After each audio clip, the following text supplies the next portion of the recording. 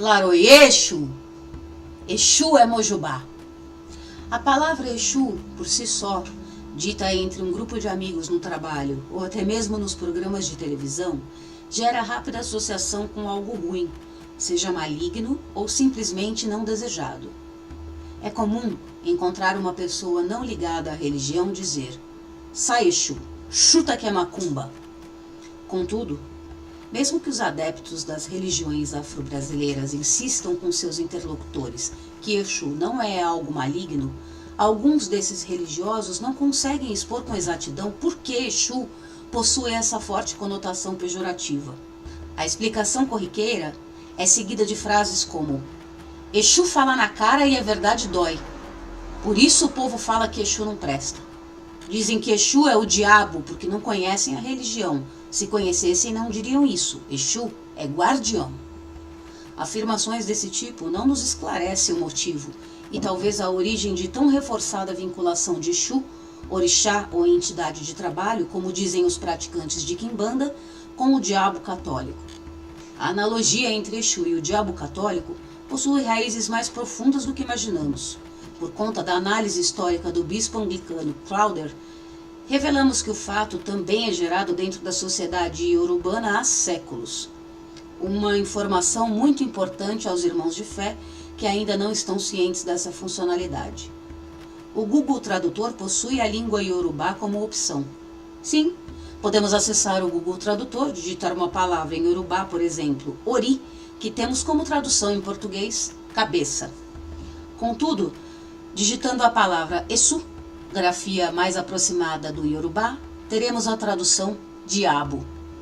Explicarei um dos fatos fundamentais que levou e ainda leva grande parte da população a relacionar Exu com o diabo católico. Não existe um fato isolado na história da humanidade que vincule a imagem de Exu ao diabo católico. Podemos dizer que uma sucessão de acontecimentos gerou essa associação. Entretanto, um fato histórico documentado é de extrema importância para o estudo da origem associativa de Exu com o diabo. Quando digo Exu, estou me referindo ao orixá Exu, divindade mensageira e primordial, junto ao grupo etnolinguístico africano de nome Yorubá, e também me referindo às suas demais associações em outros meios religiosos, como, por exemplo, as manifestações em transe mediúnico de entidades espirituais, denominadas como linhas de trabalho de esquerda, para algumas escolas umbandistas e de quimbanda, que são chamadas também pelo nome de Exu. Para isto, precisamos conhecer a história de um nigeriano chamado Samuel Ajayi Crowther. Samuel Ajayi Crowther nasceu no ano de 1809, na Nigéria, povoado de Oshogun, que na época chamava-se Yorubalândia. Aos 13 anos de idade, sua cidade foi invadida por caçadores de escravos. Acreditava-se que esses caçadores eram de origem Fulani e Oyos, que se converteram ao islamismo, fato muito comum na África. A conversão para o catolicismo, protestantismo e islamismo é muito grande até os dias de hoje. A invasão, contou Crowther em suas memórias, foi brutal. Incendiaram casas, perseguiram os cidadãos que eram parados por meio de pancadas e conduzidas por meio de correntes presas ao pescoço. Disse ainda que os incapazes eram mortos, aumentando o desespero, tendo em vista que as famílias eram dizimadas e os vínculos perdidos. De uma hora para outra, parte de sua família e amigos eram açoitados e mortos, deixando crianças sem pais para serem vendidas e utilizadas como mão de obra escrava do outro lado do oceano. Na época, era uma vida sem volta. Só havia sofrimento e dor. Samuel, comercializado por 6 vezes, foi entregue a um grupo de portugueses que praticavam o tráfico de escravos intercontinental. Esses traficantes colocaram seu grupo de escravos africanos dentro de seu navio negreiro e partiram rumo ao continente americano, possivelmente o Brasil. Contudo, esse navio negreiro foi interceptado pela Marinha Britânica em abril de 1822 e conduzido à região de Serra Leoa, região muito distante de sua terra natal. Os africanos integrantes do grupo resgatado viram-se desorientados por aportar em região desconhecida, mesmo estando no mesmo continente. Em Serra Leoa, Crowther deu início a uma nova vida. Não por opção, mas por necessidade. Era uma questão de sobrevivência. Passados 3 anos em Freetown, África, converteu-se ao cristianismo. Sobre essa experiência escreveu: sobre o 3º ano da minha libertação da escravidão do homem, eu estava convencido de outro estado pior de escravidão, ou seja, a do pecado e de Satanás. Aprove ao Senhor abrir meu coração. Eu fui admitido na igreja visível de Cristo aqui na terra como um soldado para lutar bravamente sobre sua bandeira contra nossos inimigos espirituais. Podemos notar facilmente que Crowder enxergava-se como um religioso que tinha uma grande missão: lutar bravamente sobre a bandeira do Senhor contra nossos inimigos espirituais. Em 11 de dezembro de 1825, Ajaí foi batizado pelo reverendo John Hahn, integrante da Sociedade Missionária Anglicana. Depois do batismo, adotou o nome de Samuel Crowder em homenagem a uma grande figura desta mesma sociedade religiosa e que usava o mesmo nome. Passou alguns anos em Serra Leoa estudando inglês e ganhou destaque entre os missionários, recebendo o cargo de inspetor de alunos. Não podemos negar que Crowder era inteligente, esforçado e dedicado à sua religião. Mesmo não estando o clero britânico em concordância com essa situação, Crowder tornou-se o primeiro bispo negro no ano de 1864. Neste mesmo ano, Crowder concluiu seu doutorado pela Universidade de Oxford. Antes de Crowder, a língua iorubá não tinha grande importância para os ingleses. O intuito era ensinar o inglês.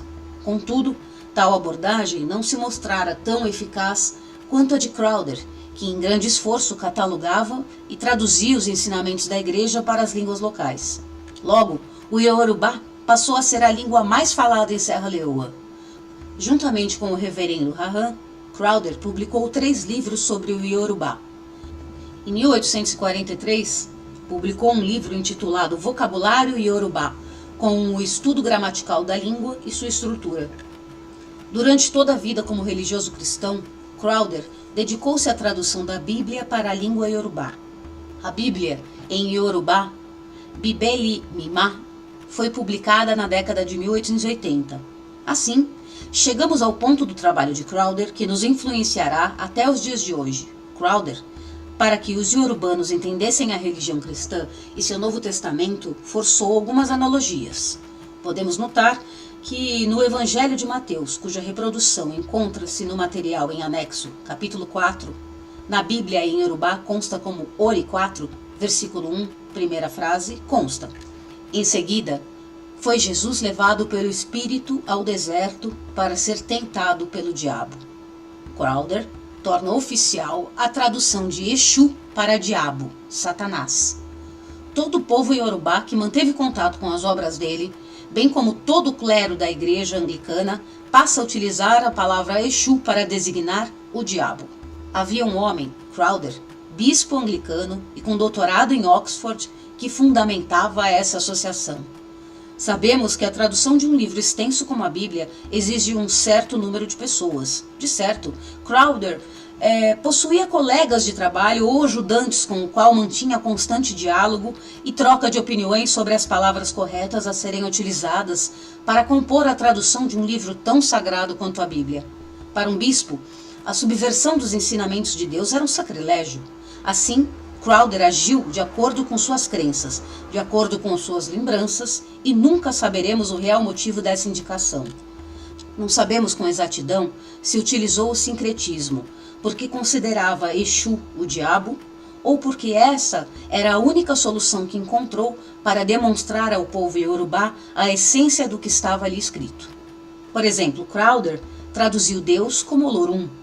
Contudo, não traduziu Jesus como Oxalá.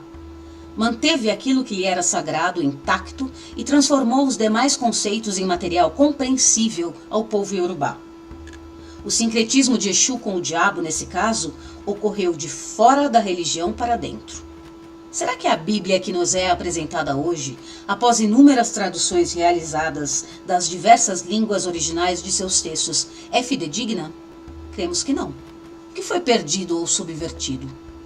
Os sacerdotes africanos, participantes das religiões de culto aos antepassados, das regiões de Angola e do Congo, chamados de Kimbanda, Inganga, respectivamente ao manterem contato com os colonizadores europeus, traziam no seu imaginário os conceitos de feitiçaria e práticas mágicas e acabou por ressignificar os seus costumes religiosos.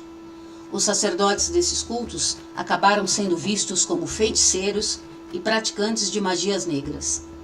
Ao lado desse rótulo externo, os cultos, dirigidos pelo Kimbanda e Ganga, foram se transformando através de uma dinâmica cultural com as religiões e religiosidades europeias e indígenas, gerando cultos como a Cabula, o Kalundo e a Macumba, que no século XX formaram matrizes religiosas como a Umbanda. Pelas 7 estrelas que escurecem o firmamento, pelo despertar dos gigantes que adormecem abaixo dos vulcões, pelas lágrimas de sangue que escorrem dos meus olhos, estarei sempre em ti, jorrando as águas adocicadas do eterno saber.